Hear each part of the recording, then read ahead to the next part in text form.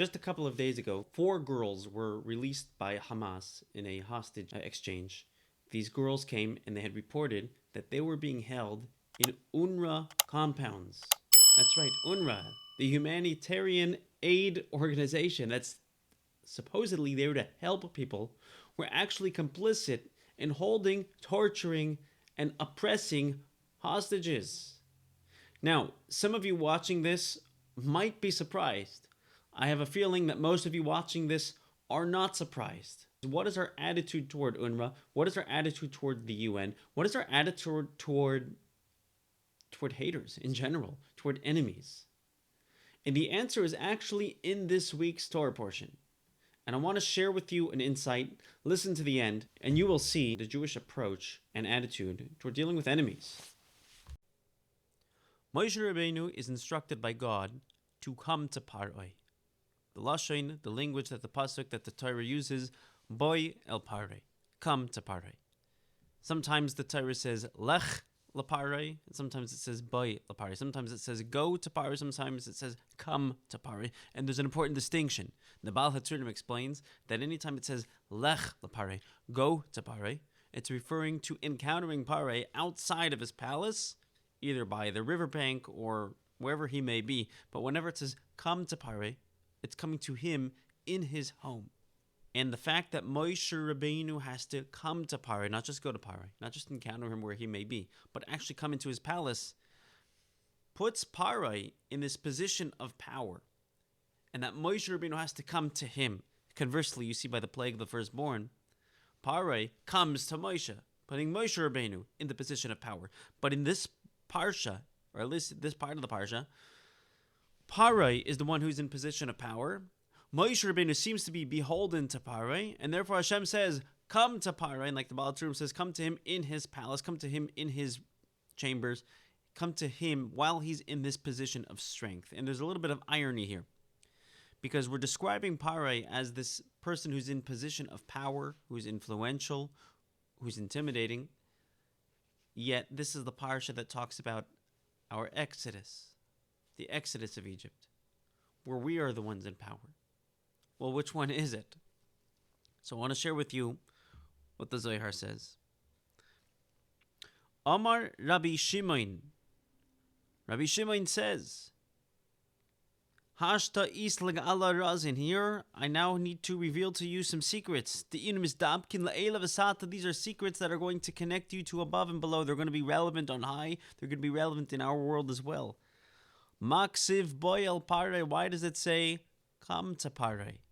Lech el Paroi mibayale. It should have said, go to Paroi. Why does it say come to Paroi? So again, there's the Baal HaTzurim's explanation. Go to Paroi specifically while he's in his palace, while he's in his place. But the Zohar has a different explanation. My boy, what is boy? What is come to Paroi as opposed to go to Paroi? Ela da'ile lekud shabrichu. Adarin basar adarin. God brought him, Moshe Rabbeinu, chamber after chamber. Legabet tanina chada ila atakifa. Closer and closer to that intimidating serpent, referring to Paroi. The kama dargin mishtash limine. A lot of levels of impurity, of negativity, of concealment extend from there. Oman ihu raza da'atan gadol. This is the big serpent, referring to Paroi. Paroi is euphemistically referred to as a serpent. This is what he's referred to in the book of Yechezkel. And this was intimidating to Moshe Rabbeinu, right? Moshe dachil minei. Moshe was afraid. Moshe Rabbeinu was comfortable going up until where he was comfortable. V'inun dargin delay. He was comfortable approaching Paroi to the extent that he was able, that he thought he was able. But from his perspective, as far as Moshe Rabbeinu was concerned, I can't get any closer. It's too scary. But the Nechamale mishtarish b'shashin ilah, and it's Hashem saw, Moshe Rabbeinu saw what Paroi is rooted in, the negativity he was rooted in, and he felt like I can't handle this. The Zohar continues though. Kivan dechama kucha brichu dedachil Moshe. But since Hashem saw that Moshe was afraid, v'shalichan mimanan achrayin la'ela, lo yachlin lakarva lagabe, and he saw that Moshe Rabbeinu felt intimidated, that he wasn't able to get any closer. Amar kucha brichu. Hashem told Moshe Rabbeinu, Hinini alecha Parai melech Mitzrayim matanim agadol harovitz b'sechi eirav. Here I'll place before you Parai, this big serpent who is crouching before you. And Hashem is going to come with you to approach. God will be with you, nobody else.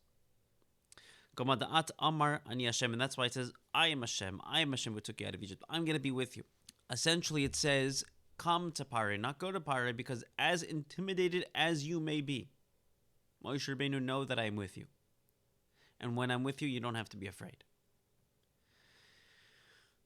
Sometimes we find ourselves in positions where we're intimidated by our surroundings. We're intimidated by other people's thoughts. We're intimidated by other people who seem to be in positions of power. And we have to find that spark of Moshe Rabbeinu within us. The Zohar says that every Jew has a spark of Moshe Rabbeinu, has a part of Moshe Rabbeinu, has a essential core soul that is built for leadership. And when we connect to that soul, God says, I'm going to come with you. I'm going to come with you to Parai. You're okay. You don't have to be afraid. Sometimes we're willing to be a voice for our Judaism up until a certain extent. And then we back down because what are other people going to say? What are other people going to think? I should wear my kippah in public. What are people going to say? I could do that in private.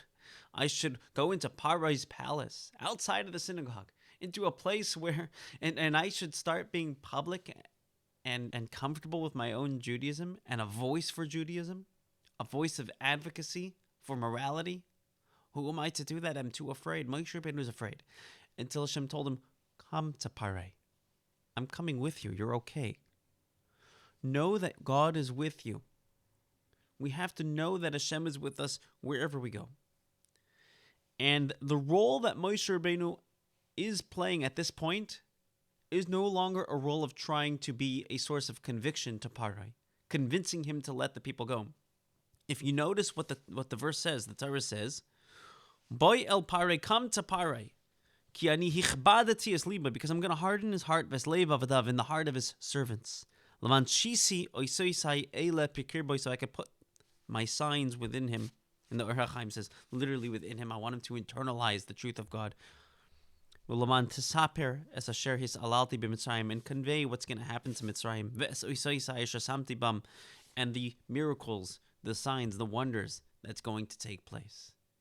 In other times when Moshe Rabbeinu was instructed to go to Parai, he was instructed to actually do something. Go to Parai and tell him the following. But over here it just says, go to Parai so he could see the truth. He's not even instructed to do anything. And Mefarshim, commentaries, wonder what the purpose of this is. Go to Parai and do what? It doesn't say what to do. Because we're no longer in a role of conviction. We're no longer trying to to convince enemies, to convince anti-Semites, to convince adversity, to be a voice of logic when the other side has none. We're no longer fulfilling that role. We're now at a point where we're here to break adversity. We're here to break negativity. We're here to break what Kabbalah calls klipa, the negative force that desensitizes us from spiritual connection. Our goal is no longer to convince Parai, let us free. Our goal is to tell Parai, we are going free, and you're going to see that truth. You're going to see it. Moshe Rabbeinu is not commanding, is not commanding Moshe to do anything to Parai. Just literally go to him in his palace, in the place where you see the most strength, where you see where it seems to be most intimidating. That's where you have to go and be a voice of truth, not a voice of reason, but a voice of truth. Which means you're not there to try to talk Parai into agreeing with you. You're there literally just to tell him the truth, that there is one God. There is a nation of the Jewish people. They are going to be going free. They are going to be going to their promised land. This is essentially what the Zohar in this week's Parsha is empowering us to do. Not to be intimidated by other people. Know that Hashem is with you. And that when we know Hashem is with us, we don't feel the need to convince other people to see our way. If people do see things the way we see them, that's beautiful because there is logic behind it. if people aren't ready for that logic anymore, it may not be our job to convince them if they're not open to hearing it. But that doesn't make it any less true. And I want to share with you an example, and I think it's a timely example. For decades, people have been trying to stand up to the UN and explain Israel's right to exist, explain their moral inconsistencies. And it hasn't been working. And all it's been doing has been giving them credibility. It's gone so far that the UN and UNRWA, which is paid for by the UN, has literally been not only silenced in the face of anti-Semitism and Jew hatred, but they've literally been complicit. The 4 hostages that were recently released were held in UN territories or in UN facilities, in UNRWA facilities, by so-called UNRWA employees. So why be a voice of reason and logic and explain to them why Israel has the right to that? They want us dead. That's what they want. That's what they've been complicit with. These are Hamas people. So instead of trying to explain to UNRWA and explain to the UN and explain to the world why Israel exists, how about we start to believe in our own validity, in our own ability to exist? Instead of trying to fight the UN, in my opinion, pull out. Because why do they deserve explanation? Why do they deserve validity? As if there's somebody worth arguing with. You don't have conversations with somebody who wants you dead. What you do is strengthen your internal sense of validity. Boy el Pare. You're not just going to Pare, you're coming to Pare because you know that God is with you. Okay, that's my story and I'm sticking to it.